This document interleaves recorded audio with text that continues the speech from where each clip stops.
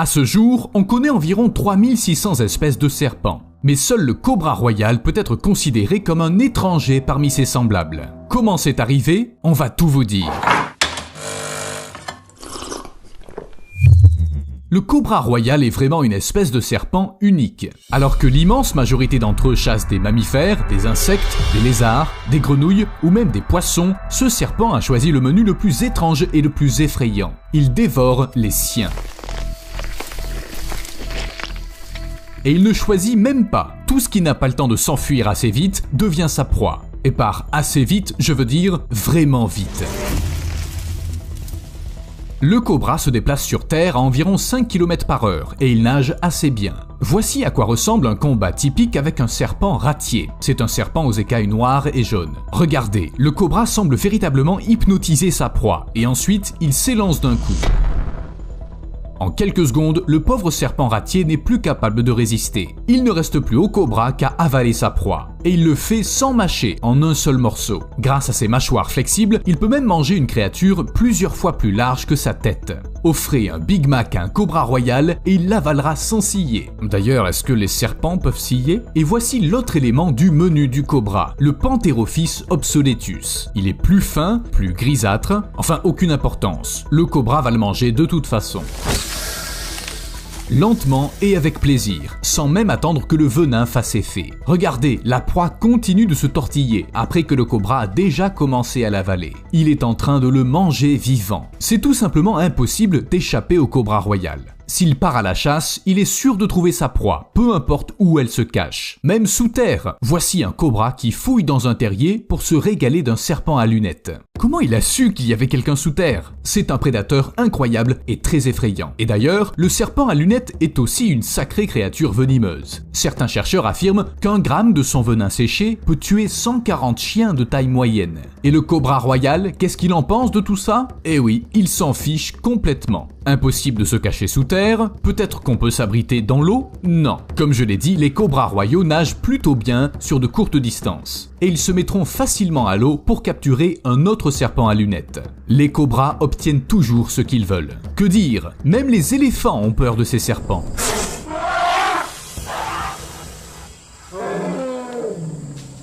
Et ne me dites pas qu'ils ont peur de tout, même de petites souris inoffensives. Les éléphants n'aiment pas les souris parce qu'elles sont petites et rapides. Avec les cobras royaux, c'est une autre histoire. Le fait est qu'une seule morsure venimeuse suffit à tuer un éléphant adulte, et je pense que les éléphants le savent. Et qui voudrait affronter une créature qui peut vous tuer sans effort? Mais pourquoi les cobras royaux sont-ils si dangereux? Est-ce que la nature a simplement décidé un jour de créer une espèce qui terrifie toutes les autres? Pour aller au fond des choses, il faut d'abord clarifier certains faits. Il existe plusieurs espèces d'animaux sur notre planète qui sont immunisés contre les venins. Il s'agit notamment des mangoustes, de certains hérissons, des moufettes, des opossums et bien sûr des ratels. Comme ils chassent tous des serpents, au cours de l'évolution, ils ont simplement réussi à s'adapter aux morsures mortelles. Certains, comme les hérissons, ont une immunité plus faible, alors que le ratel est un véritable monstre du règne animal, capable semble-t-il de tuer et de manger tous les serpents qu'il veut. Il existe également des exemples moins évidents. Par exemple, certaines anguilles de mer sont immunisées contre les morsures de serpents de mer, et les gaufres à poche de certaines régions de Californie peuvent supporter la morsure d'une vipère. Alan! Oh, that's not Alan. L'évolution a aussi donné quelques cadeaux aux cobras royaux. Leur venin n'est pas considéré comme le plus dangereux au monde, et les cobras n'ont pas réussi à devenir plus venimeux. Mais cela ne les a pas empêchés de participer à une course à l'armement avec le reste des serpents venimeux. En fait, pour devenir le serpent le plus dangereux de la planète, il suffit de produire davantage de neurotoxines. 1, 2, 3. This is the largest yield of venom I've ever seen produced out of a snake. Les cobras royaux en ont tellement qu'une seule morsure suffirait à tuer 20 personnes en quelques minutes. Ou un éléphant, mais en quelques heures. Le venin du cobra royal affecte les centres respiratoires du cerveau, provoquant un arrêt respiratoire et une insuffisance cardiaque. Mais ce n'est pas tout. Ce n'est pas par hasard que j'ai listé les espèces qui ont une immunité au venin. Ça peut sembler étrange, mais le cobra royal est également immunisé contre eux. Le plus grand serpent venimeux du monde est également totalement immunisé contre le venin des autres serpents qu'il aime dévorer. Alors, en somme, qu'est-ce qu'on a? Un énorme serpent venimeux, lui-même immunisé au venin. C'est vraiment un cauchemar. Pas étonnant que les cobras royaux soient de véritables machines à tuer. Enfin, à tuer des serpents pour être précis, parce que heureusement, ils ne s'attaquent pas aux humains ou aux éléphants. Les cobras royaux semblent prêts à attaquer à tout moment, y compris peu après leur naissance. Oui, vous avez bien entendu, il ne faut pas longtemps à ces serpents pour commencer à tuer leurs semblables. S'ils ont faim, ils vont chercher à manger. Tiens, c'est quoi? Un Epizurus? Merci, mes compliments au chef. Mais la chance tourne pour n'importe qui, même si ce n'importe qui est un cobra royal. Celui-ci a passé manifestement une mauvaise journée. Il vient de naître et est immédiatement devenu la proie d'un crocodile marin. Et tous les autres animaux qui partagent leur territoire avec des cobras. Je ne parlerai pas des mangoustes, des singes, des oiseaux. Parlons des prédateurs vraiment dangereux. Le tigre du Bengale, ça force le respect. Mais les cobras royaux s'en moquent. En général, les gros chats essaient de rester à l'écart de ces serpents pour ne pas subir leurs morsures mortelles. Mais une fois, un cobra royal a été retrouvé dans l'estomac d'un tigre mort. Devinez de quoi il est mort? Eh oui, empoisonné. Le cobra des Philippines est l'un des nombreux serpents venimeux qui vivent aux Philippines.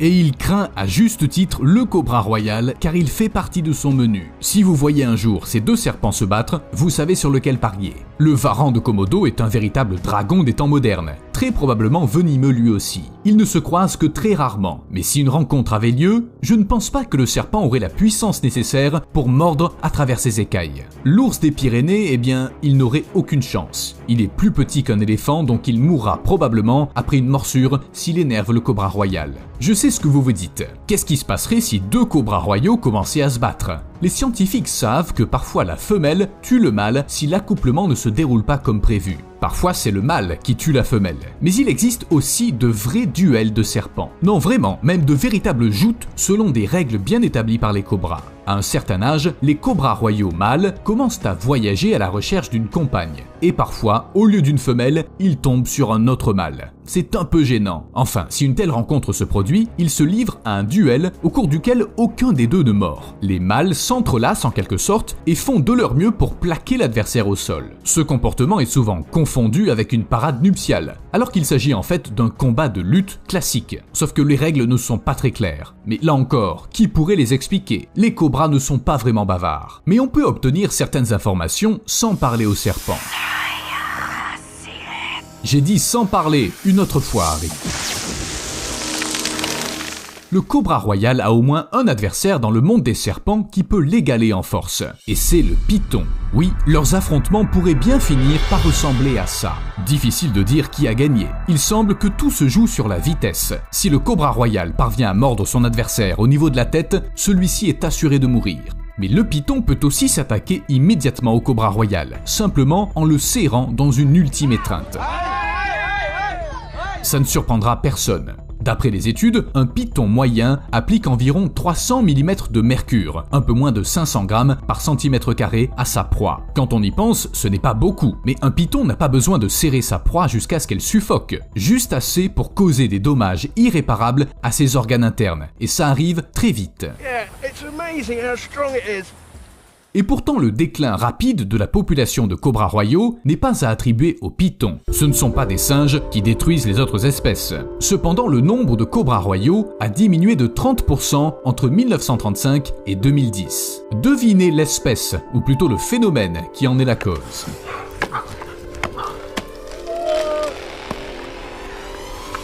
Oui, c'est la déforestation. Les cobras royaux préfèrent vivre là où il y a beaucoup d'arbres. Et lorsqu'il y en a moins, les serpents commencent à chercher un nouveau foyer. Et vous savez vers où ils rampent? Vers les maisons. En fait, les cobras royaux essaient généralement de rester à l'écart des humains. On ne fait pas partie de leur menu, et en plus, on représente un danger. Mais depuis peu, les rencontres désagréables avec des serpents sont de plus en plus fréquentes. Au fait, les scientifiques ne savent pas combien de cobras royaux existent dans le monde. Enfin, si la déforestation se poursuit, on saura bientôt exactement. Et on verra sûrement des cobras de beaucoup plus près qu'on ne le voudrait. Je ferai pas de commentaires sur l'environnement et tout ça, mais pensez-y, vous aimeriez en rencontrer un ?